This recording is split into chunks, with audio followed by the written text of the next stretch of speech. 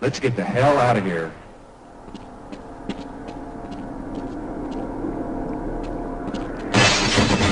What is that?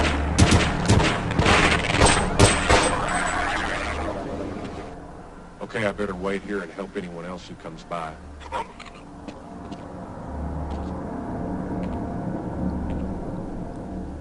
If I were a braver man, I would run for the surface. But I'm afraid if the world finds out what we were doing here, Gordon... Well, please, just don't make me come with you. Well, it does seem there is something to chaos theory after all, yes?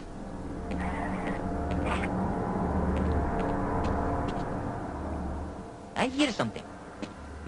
Okay, why not? Didn't want to die alone anyway. Open fire!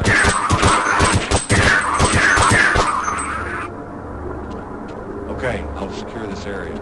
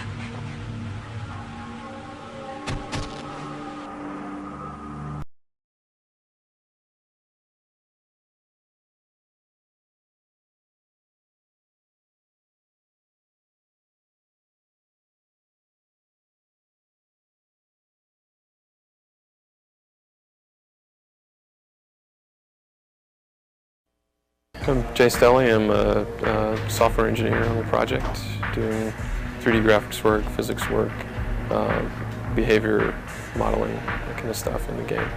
We're making a really immersive world, and I've been focusing a lot on creating technology that enables it to be more immersive.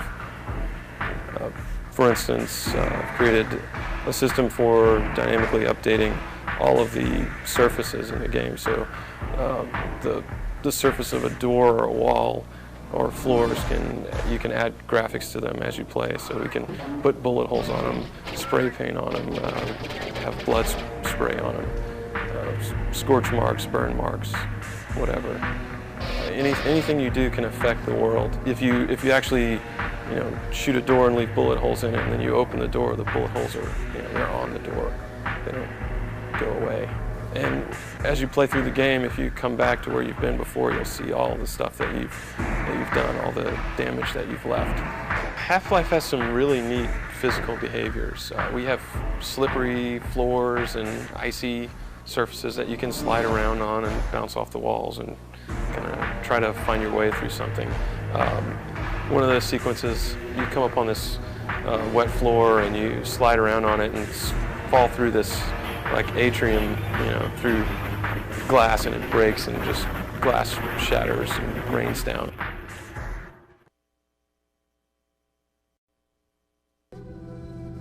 Here I'm responsible for doing the the sound effects. So basically everything that you hear coming out of the speaker is kind of my fault. Then I also do the music, and then some of the sound programming, which is the digital signal processing algorithms. We've sort of made a lot of effort to make the sounds as realistic as we can. You'll hear the grunts are they're hiding in this warehouse, and you're completely outnumbered. There's no way you can really win. And you'll hear them talking to each other on radios. They'll sort of do things like throw grenades at you, which will bounce around, and when they're shooting at you, as they inevitably do, you'll hear gun sounds that change very subtly. They have sort of shells that are ejecting out of the guns, and if you hit them, they're sort of talking at you and, well, sort of insulting you and doing things like that. Just the fact that there's really a lot going on at once in terms of some pretty nice cutting-edge graphics. So there's a real realism to the world. When you combine that with some fairly complex sound effects and some really interesting monster behaviors, I just hope that people really sort of get sucked into the game, so that you feel it's sort of this living, breathing place. And if you sort of play this game on a giant monitor, you can kind of get scared. I primarily write the animation system, work on the tools exporting of the animations, and other various little engine tweaks now and again. The main advantage with going with a skeletal animation system is primarily memory savings. If you were to store all the vertices and all of the different frames of animation, you'd end up eating like half a megabyte of memory and only have a few seconds worth of animation. But if you store all the bone information, just how all the bones twist and stretch, it ends up being a couple hundred bytes per frame. That way we can get 30, 40 seconds worth of animation per monster in a couple hundred K, which is a major memory savings.